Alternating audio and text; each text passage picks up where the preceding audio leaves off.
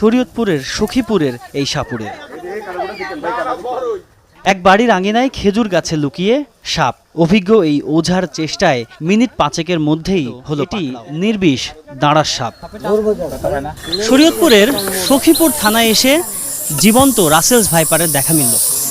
যিনি এই সাপটি ধরেছেন তিনি একজন এখানেই ষাটোর্ধ্ব এই সাপুড়ে প্রচলিত সাপ ছাড়াও ধরেন বিষধর রাসেলস ভাইপার। জানান এ পর্যন্ত 10টিরও বেশি ধরেছেন এই প্রজাতি। দেখালেন বাক্সে থাকা সংগ্রহের সাপটিও।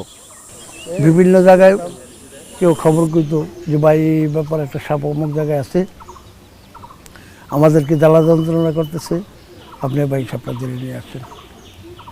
তখন তার কোনো টাকা পয়সা কিছু আমরা নিতাম না।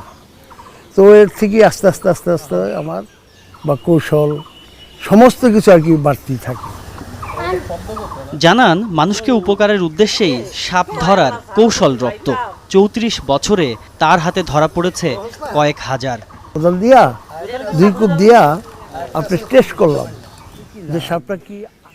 লাঠি একটা সিফটি ডালা ঢুকাইলাম, ঢুকানোর পরে ওই সাপের উপর গিয়ে পড়ছে মতো সাপে এমন এক শোষানি দিতে মনে করেন আমার বগলো দিয়ে রাখছিল, দৌড়ায় পালাই গেছে। রাসেলস ভাইপার ধরা এই সাপুড়ে জানান ঝাড়ফুঁকের আশ্রয় না নিয়ে কেবলমাত্র হাসপাতালেই যাওয়া উচিত।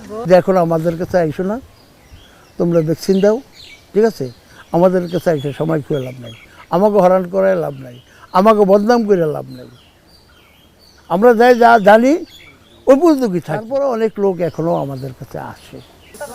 রাসেলস ভাইপার সম্পর্কে আতঙ্কিত না হয়ে ঘরে বাইরে সতর্ক থাকার পরামর্শ দেন মিনু ঢালি। তাজনুর ইসলাম, যমুনা নিউজ, সখীপুর, শরীয়তপুর।